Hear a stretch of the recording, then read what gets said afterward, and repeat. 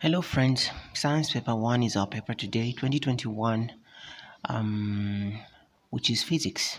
So we get to question 1 and we do section A for now, then we'll do section B in the next video. Question 1 reads, answer all questions in this section, of course. Question 1A.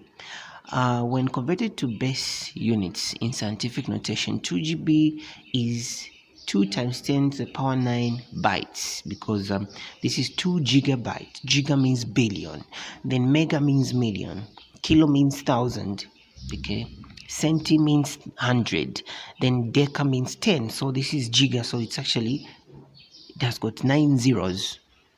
It's a billion. Number 2, which of the following is a derived unit? The Pascal. Okay, the Pascal is a derived unit. The others are base units. Number 3, a car moving at 3 meters per second increases its velocity to 9 in 4 seconds. Find the uniform acceleration of the car. My answer was 1.5 meters per second squared.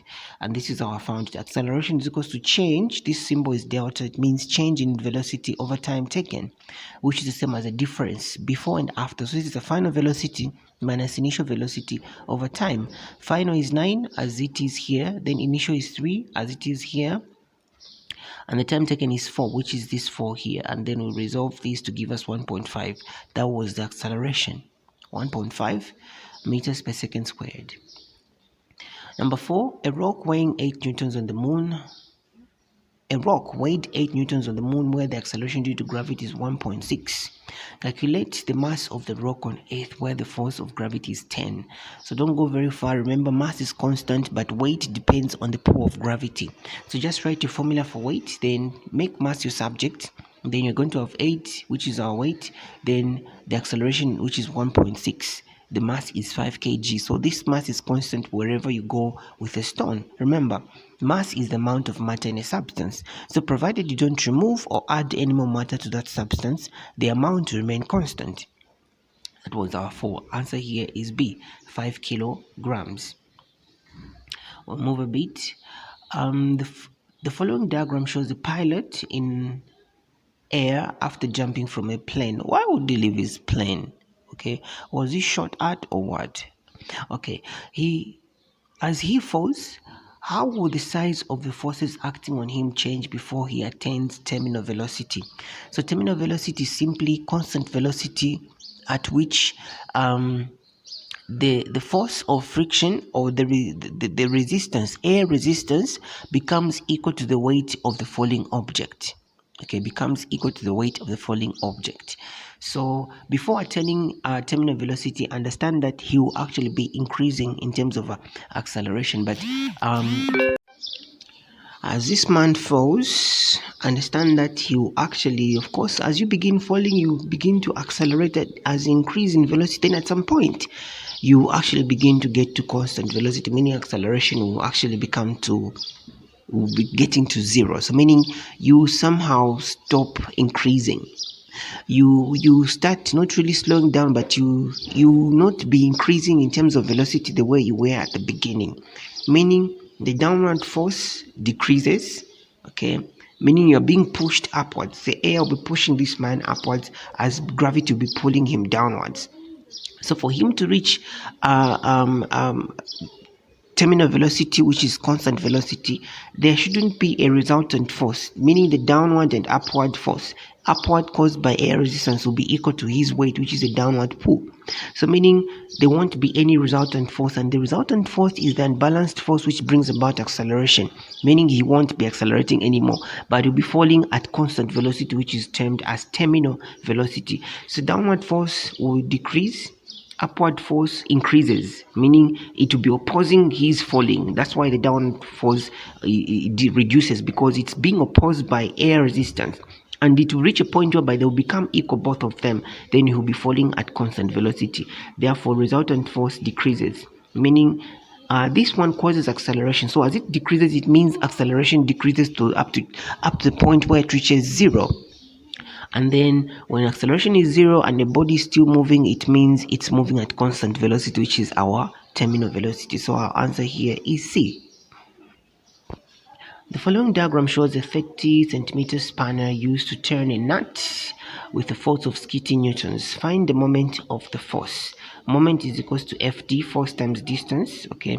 And I converted the distance to meters, which is 0.3 because we're given 30. I looked at this, they are in Newton meters, so converted it to meters because it's given in centimeters.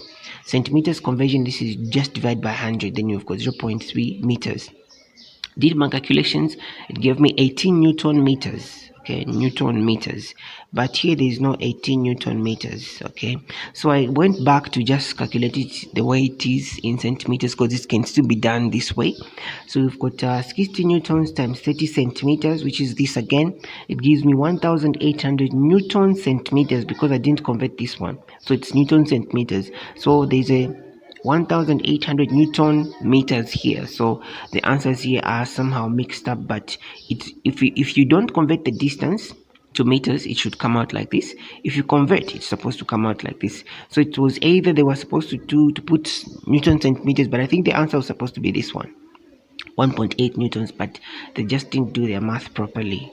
But hey, yeah, this is one of those things that get to happen. So question 7a, a7, following the following diagram shows the thermos flask or Dewar flask or vacuum flask. Identify the parts that prevent heat loss by convection. That's your stopper, mostly made of plastic or cork, which is wood.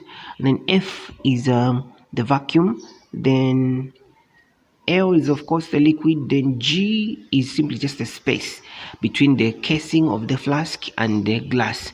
Then these are actually cushions, okay, cushions, which are usually made of some kind of cork. Then vacuum seal there, this is another cushion or a cork. But the thing is F only, F is a vacuum, space without matter, so there's no air there. If there was air would have been conducting heat by convection, because they are, air would have been conducting heat by convection. Maybe even here, this one prevents the escape of this hot air upwards, through convection currents. So if that said F and E, I would have gone for both, because this one prevents this hot air from rising. Once it rises, cool air will go in and then get warmed up, then it rises with the heat. As a result, the liquid will cool down faster. So F and E would have done for me, but they've just said the only appropriate answer here is F, which suffices or meets the question. Our answer there is B. Next question 8. Which of the following is not true about dull black surfaces? Dull black surfaces. They are good reflectors of heat. Absorbers of heat. Okay, they are good absorbers of heat. What was I thinking, man? This one is the wrong one. I even remember thinking that this one, they are dull and they are black. So the answer here is they are good.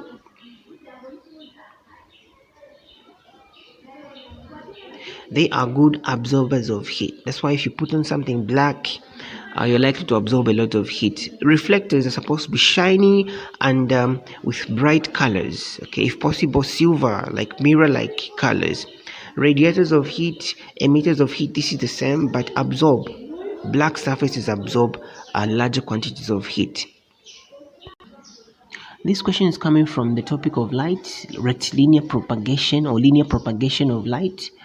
Light travels in straight lines. As a result, this can be proved or can be observed in the formation of shadows. So the following diagram shows an object placed in the path of a beam of light. Okay, what terms best describes the shadows H, J, and K? J is directly behind this object. This is more like solar. They may even bring this in the form of lunar eclipse, solar eclipse, and the like. And then H, J, K. So this is our umbra, and these two are our penumbras. So an umbra is a shadow from which all the light has been removed, like as much light as possible. It's really, really dark. And then penumbra is a shadow that, or maybe from which only part of the light has been removed. So it's a shadow that is not so dark. And then there's another one which is not shown here, which is an Antambra. An Antambra is a shadow which is perceived from a distance, a shadow which doesn't really reach you, but you're able to see it from a distance.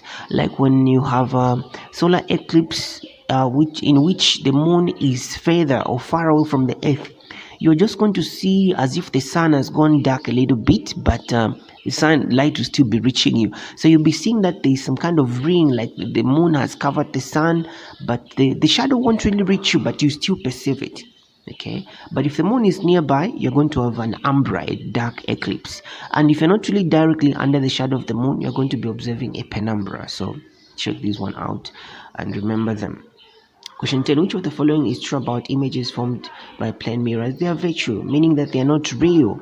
Okay, they're upside down, no. Magnified, no. Diminished, no. Virtual. And for question 11, the following diagram shows an image produced by a convex lens. The diagram is drawn to scale. Which position A, B, C, or D shows the correct position of the object? So I was almost being misled by drawing this in red pen here, these two lines, because I know to say whenever we're drawing or you want to determine the position of the image, always draw two rays from the objects in this simple way of doing it. So one ray should pass through the center, the optical center, then the other ray should be parallel to the principal axis. This is principal axis, which is this line here.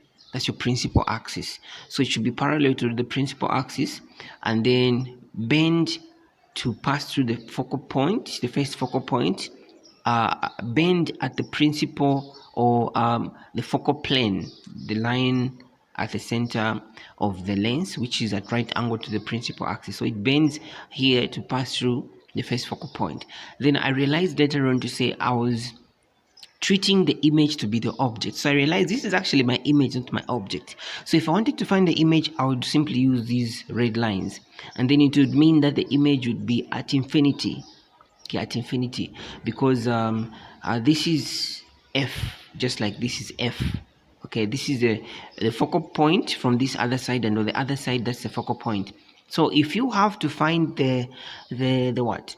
The object, and you're told this is the image, like in this case here, I'm supposed to draw lines where one should, as before, pass through the focal point, I mean the optical center here, straight like that from the this point of the image.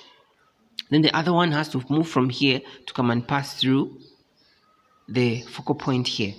Then at the optical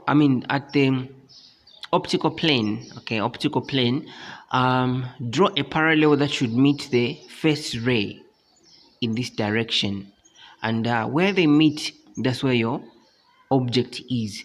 Therefore the image and object are both on the same side. So I've drawn this because this is my image. So since this is my image, I had to draw this line and this line. This line, my target was from this point to come and pass through the focal point, then from this point to come and pass through the optical center. But if this was my object, then I would have followed this path where I draw one line to come and pass through the optical plane and then bend through F. Then I draw one to pass through here to come and see if they meet, where they cross, that's where my image would be. So this is now my image. So I'll follow these two lines and my object lies at B. I made this turn around because I realized they're asking for how can it be at infinity? Well, how can they put A, B, C, D when the image is at infinity? Then I realized they're not really asking for the image, they're asking for the object. Then I did my turn around. We'll get to question 12. Question 12. The following diagram shows a ray of light emerging from water to air. Which labeled arrow shows the direction of the ray of air? Remember that when light is coming from a dense material to a less dense, it bends away from the normal. Okay, so it creates a bigger angle between it and the normal. So the only appropriate one is A. Okay, and 13.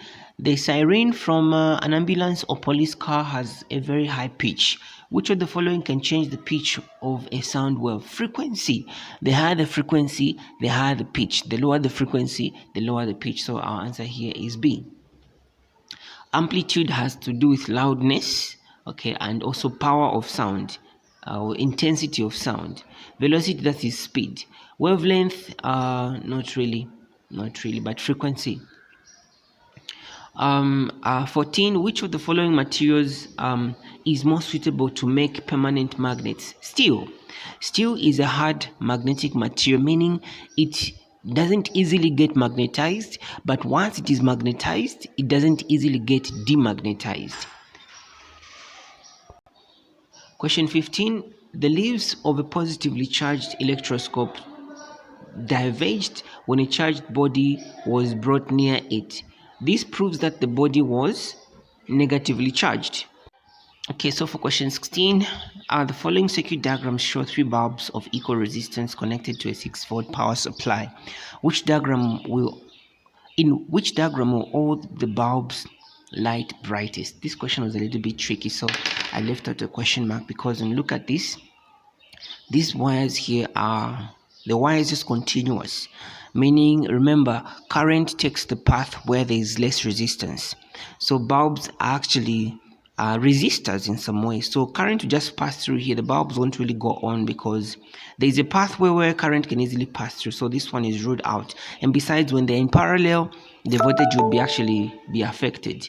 This one, look at this part here, look at this, is the normal way, but these two are joined. So it says where all the bulbs light brightest, all of them. Here there's a gap here, and then this one is, so if there's a gap here, if anything, none of them will light up. On this last one, this one is like also blocked away. Okay, but for these two are okay, so these two are parallel to each other.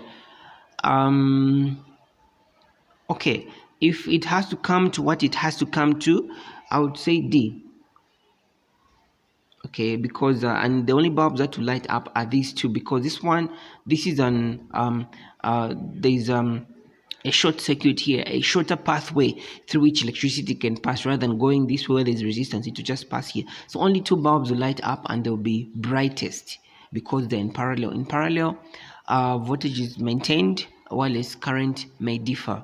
So D would be my take here, but otherwise this question was a little bit tricky because I was looking at the instruction here. Which diagram will all the bulbs light brightest? This one won't light up. Here there's a gap. Here this one won't, this one won't, all of these won't. So the only maybe best of the best would be this one here. A17, a hair dryer is made of two heaters with a power rating of 400 and 100 watts. Okay, the heaters are 400 and the fan motor with power of, so together the fan or maybe the dryer is 500 watts. Calculate the cost of using the hair dryer for 2 hours if a unit of electricity is 15 Ge. So as you're calculating for these two formulas here, this is energy is equals to power times time. Okay, or electric wake is equals to power times time. Remember, power is equals to wake or energy over time, which is the same as power is equals to W over T. So when we make E the subject, you have PT, but the power has to be in kilowatts and time has to be in hours. So I convert my power here at 400 to 100. I convert it to kilowatts by dividing by 1000. You only convert power to kilowatts when it comes to cost of electricity, because we use power in much larger quantities. So the kilowatt becomes an appropriate unit of measurement of power, and also the hour becomes an appropriate unit of measurement of time. You cannot say you're going to watch a movie, or you watch the movie that was 30,640 seconds. No, you don't do that. You just say it was 1 hour 40 minutes or something like that. So when it comes to time, here it has to be converted to hours, power has to be converted to kilowatts. But in all other calculations, power has to go back to watts, then time has to go back to seconds. So sorry, here I'd put 3. I was almost getting carried away. It's supposed to be 2 hours. So 2 hours. So power is equals to, when I divide by 1000, it gives me half kilowatt. So the cost of electricity is equals to units times unit price. Okay, it's supposed to be written in words, but I've used these symbols of mine. Unit times unit price. But for us we have the unit price is given 15 Ge, but the units we don't have. So the units, this is actually electrical energy. It's the commercial unit for, it's the commercial way of quantifying electric energy. Okay, electric energy is measured in kilowatt hours, not really joules. So power times time, our power is half, time is given as 2 hours. So I say half kilowatt times 2 hours gives me 1 kilowatt hour. Okay, that's the unit. So 1 kilowatt hour times the unit price, this is the number of units. 1 unit times half kilowatt gives me 15 ngwe, because this is just times that. So in kwacha, this is 0.5 kwacha. So you also have to know how to convert kwacha to ngwe. When I look at this, there is no answer here as well. I don't know, I doubt if I've made any mistake here, but there is no answer here among these. The next one is question 18. As we get towards the end of our section A, the following diagram shows a piece of steel placed in a solenoid. Steel, that's a keyword there. This solenoid, I've put a plus here to make us remember that current is always taken to flow from the positive terminal, and this is referred to as conventional current from the positive terminal. So sorry, this here doesn't look like a continuation. Okay, sorry. So if this wire here is a continuation, it means I've made an error as I was putting these. They're supposed to face downwards. Okay, they're supposed to face downwards. So it goes. Okay, they're not supposed to face downwards. I think I'm okay, but if anything, someone can easily mistaken this. It looks like it's not a continuation to this point here. So they're supposed to face upwards. Current, this is the direction of current. Goes up here, goes behind, then comes up, then goes behind, then comes up again. So that's the thing there. So solenoid steel, if the switch S is closed and opened several times, remember this is DC, not AC. If this switch is closed, opened, the end A of the steel bar becomes a permanent south pole. How do you know that? You can use the perception one, where you get to use the eyes. If current is moving clockwise, anti-clockwise, that one. But I think the right hand grip becomes an easier thing, where you just put your hand there, where your thumb, the fingers follow the direction of current. These arrows I've put here, the fingers go in that direction. Then you grip the solenoid. Then this becomes your north, then the other side becomes your south. So A becomes a permanent south pole.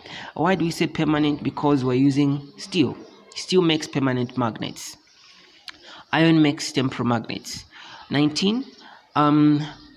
What is the use of a hot filament in the cathode ray oscilloscope? It is used to heat the cathode, because if you read a little bit more, you discover that actually the electrons emitted by the cathode ray, the cathode rays emitted by the cathode. The cathode rays are actually electrons. They are emitted by a process that is referred to as thermionic emission. Thermal for heat, ionic for the effect that is created. Loss of electrons results into ions. So thermionic emission, you have to heat. So heat the cathode is the answer there. The last question there is strontium 90 undergoes a beta decay to produce element Y. A beta, not double or triple beta decay, but a beta, meaning 1 beta decay. Which of the following shows the decay equation? Before we even talk about the equation here, check out this. Beta decay increases atomic number while mass remains constant. So Y should have the same mass as strontium 90, but the atomic number has to increase, because beta decay results or involves the decay of a neutron to simply form a proton and a beta particle. Okay, that is beta. So once these two are formed, this one remains in the nucleus. Then what is emitted is this beta particle here. Okay, the beta particle. So our answer here is this: mass is maintained, but atomic number increases by 1. And then the other particle that is emitted is a negatively charged particle with mass of 0. So beta particles are also negatively charged. That's the other thing you should know. So this marks the end of our section A for this paper. Remember to subscribe, or maybe share these videos and like and all that stuff. But remember to also read, so that you can see as I flow, you also see your own flow. And if I error anywhere, because these are a lot of small numbers and questions, and asked from different angles, you will see where my flows are. For now, I say bye bye. I'll see you in the next section for this same paper. Bye for now.